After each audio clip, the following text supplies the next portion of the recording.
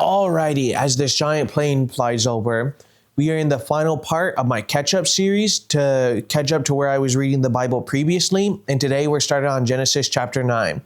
And tomorrow, it'll be back to, it's Thursday when this video is being posted, so Friday, it will be the footage I recorded the week previously that I was able to save from the corruption, make it sound grand and grandiose, but my files just got corrupted, so luckily I was able to save that. So with that being said, we're going to jump right into it. And without further ado, Genesis chapter 9, Covenant of the Rainbow. And God blessed Noah and his sons and said to them, be fruitful and multiply and fill the earth.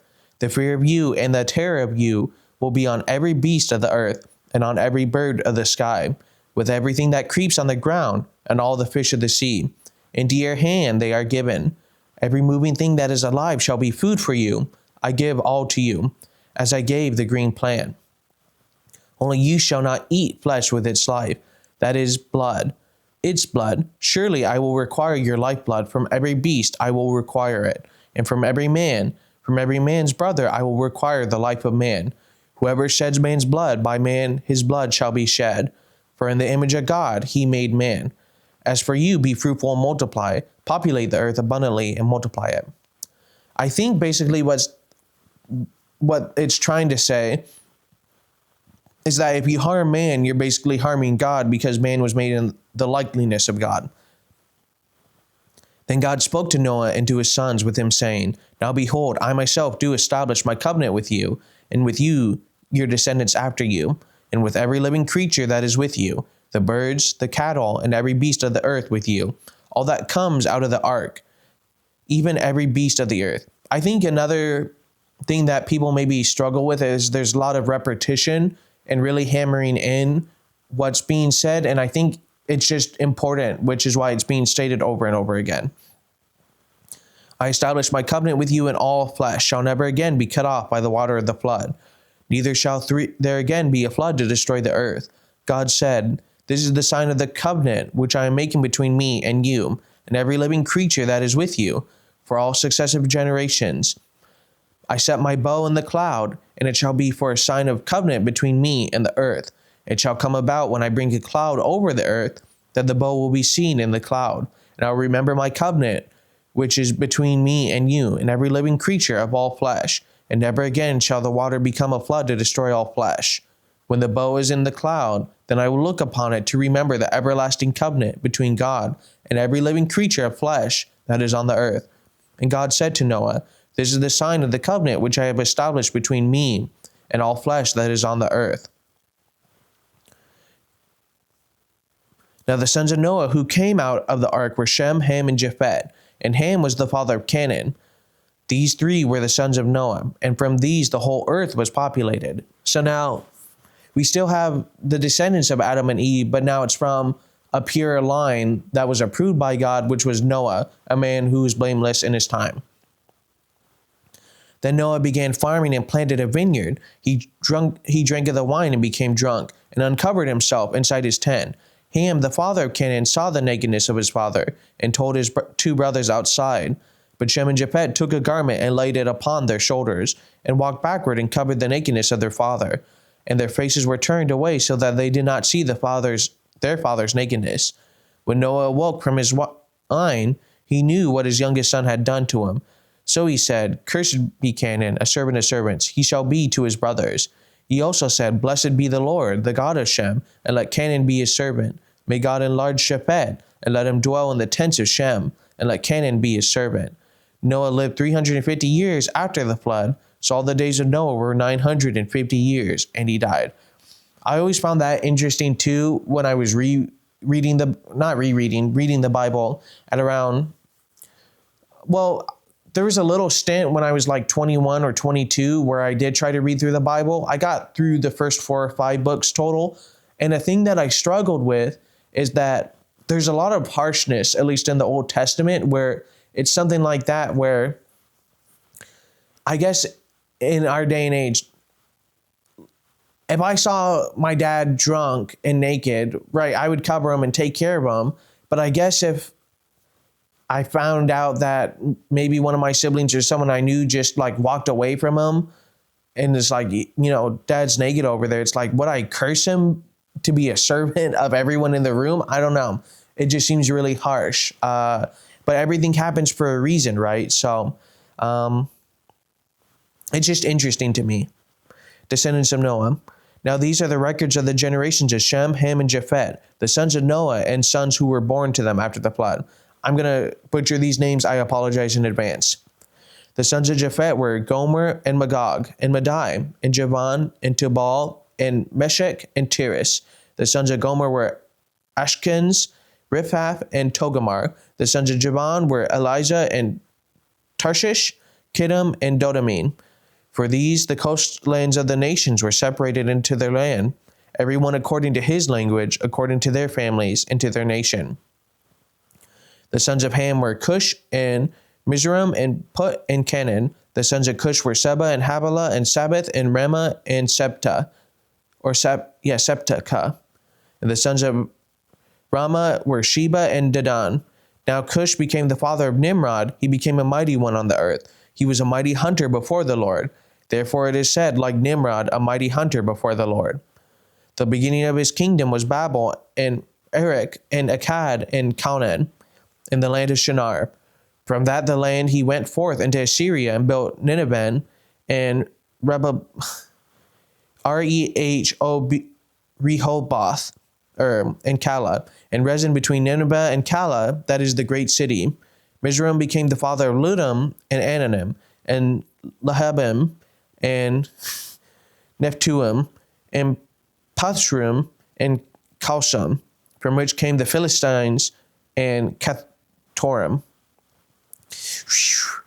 Canaan became the father of Sidon, his firstborn, and Heth, and the Jesuits, and the Amorite, and the Girgashite, and the Hivite, and the Archite, and the Sinite, and the Artabite, and the Zemarite, and the Hamathite, and afterward the families of the Canaanite were spread abroad. The territory of the Canaanite extended from Sidon as you go toward Jur, as far as Gaza as you go toward Sodom and Gomorrah, and Admah and Zeboim, as far as Lasha.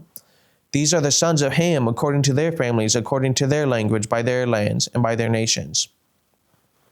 Also to Shem, the father of all the children of Eber, and the older brother Japheth, children were born. The sons of Shem were Elam and Ashur, and Aprashad, Lud, and Aram. The sons of Aram were Uz and Hol, and Jether, and Mash. Also, I guess just a slightly interesting fact about me. Growing up, we had a Great Dane, and we rescued him, and his original name was Aram. We changed it to Ram because the owner who named him that didn't take good care of him, and he just got anxiety and fear when that name was used. But it's just something that popped into my mind today. So he was a great dog, Harlequin Great Dane, beautiful. If there's a Finding Nemo plushie in the background, you might have seen it while I was working out. That was his toy. So it's just something that popped into my mind today. Aprashad became the father of Shelah, and Shelah became the father of Eber. Two sons were born to Eber. The name of the son was Peleg, for in his day the earth was divided, and his brother's name was Joktan. Joktan became the father of Alamad, and Shelah, and Hazarmeth, and Jereh, and Hadaram, and Uzal, and Diklah, and Obal, and Abimael, and Sheba, and Orpher, and Havilah, and Jobab. All these were the sons of Joktan. Now their settlement extended from Mesha as you go toward Sephir, the hill country of the east. These are the sons of Shem, according to their families, according to their language, by their lands, according to their nation. These are the families of the sons of Noah, according to their genealogies, by their nation, and out of these nations were separated on the earth after the flood. Genesis chapter 11. Universal language, Babel, confusion. Now the whole earth used the same language and the same words. It came about as they journeyed east that they found a plain in the land of Shinar and settled there. They said to one another, "Come, let us make bricks and burn them thoroughly." And they used bricks for stone, and they used tar for mortar. They said, "Come, let us build for ourselves a city and a tower whose top will reach into heaven, and let us make for ourselves a name, otherwise we will be scattered abroad over the face of the whole earth." The Lord came down to see the city and the tower which the sons of men had built. The Lord said, "Behold, they are one people, and they have all the same language. And this is what they have begun to do. And now nothing which they purpose to do will be impossible for them. Come, let us go down, and they confuse their language, so that they will not understand one another's speech. So the Lord scattered them abroad from there over the face of the whole earth, and they stopped building the city. Therefore its name was called Babel, because the Lord confused the language of the whole earth. And from there the Lord scattered them abroad over the face of the whole earth. Now, I have a little issue or problem with this, mainly for a couple reasons. First, let's say everyone's working and like you're talking to Steve, like, okay, go lay those bricks over there, right? Then all of a sudden it's, he's speaking Chinese or something like that. I would think logically people would have been like, well, let's just one, relearn a language, or two, make up a new language. Not, well, I guess Steve speaks Chinese, I speak Portuguese, and, Jim speaks Latin, right? So that's one issue. Now rereading it, it's like, why? Why would God do that? And thinking about it, is it because they were able to accomplish so many things that they didn't need God anymore? Was it that they accomplished so many things that they didn't focus on God anymore because they were able to do all this stuff? Or was it part of God's plan that they needed more genetic diversity and he scattered them? I don't know. Let me know down below what you guys think. Descendants of Shem. These are the records of generations of Shem. Shem was 100 years old and became the father of Arphaxad 2 years after the flood. And Shem lived 500 years after he became the father of Arphaxad. And he had other sons and daughters. Arphaxad lived 35 years and became the father of Shelah. And Arphaxad lived 403 years after he became the father of Shelah. And he had other sons and daughters. Now, another thing that confuses me is God said that man shouldn't live past 120 years. And here are people living to at least 400 years. So I don't know why that is either. Shelah lived 30 years and became the father of Eber. And Shelah lived 403 years after he became the father of Eber. And he had other sons and daughters. Eber lived 34 years and became the father of Peleg. And Eber lived 430 years after he became the father of Peleg. And he had other sons and daughters. Peleg lived 30 years and became the father of Reu. And Peleg lived 209 years after he became the father of Reu. And he had other sons and daughters.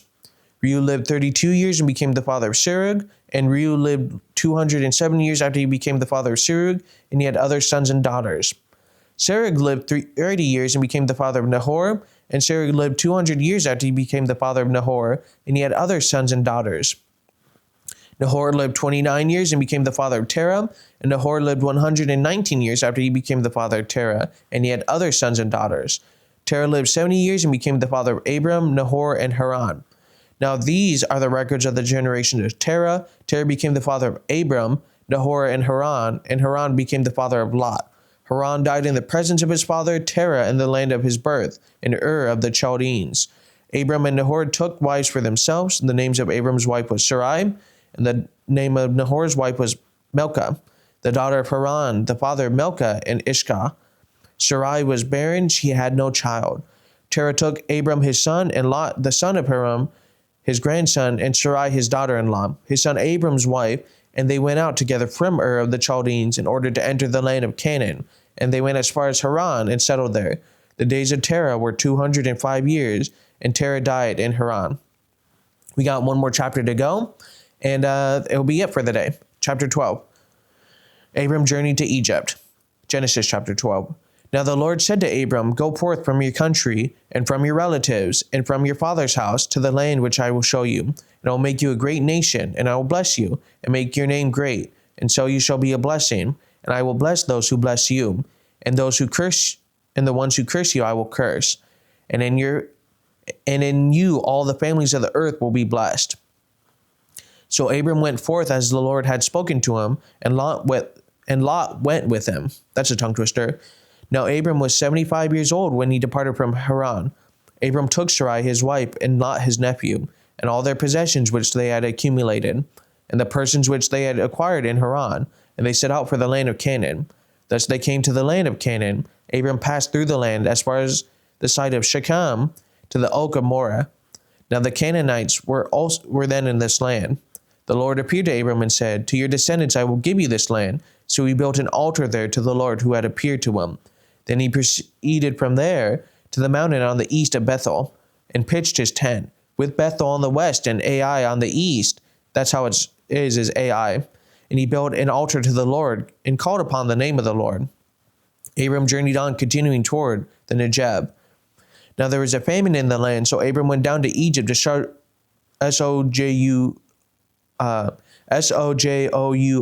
sojourn there, for the famine was severe in the land. It means to, I believe, rule over or guide. It came about when he came near to Egypt that he said to Sarai his wife, "See now, I know that you are beautiful, a beautiful woman, and when the Egyptians see you, they will say, 'This is his wife,' and they will kill me. But they will let you live. Please say that you are my sister, so that it may go well with me because of you, and that I may live on account of you."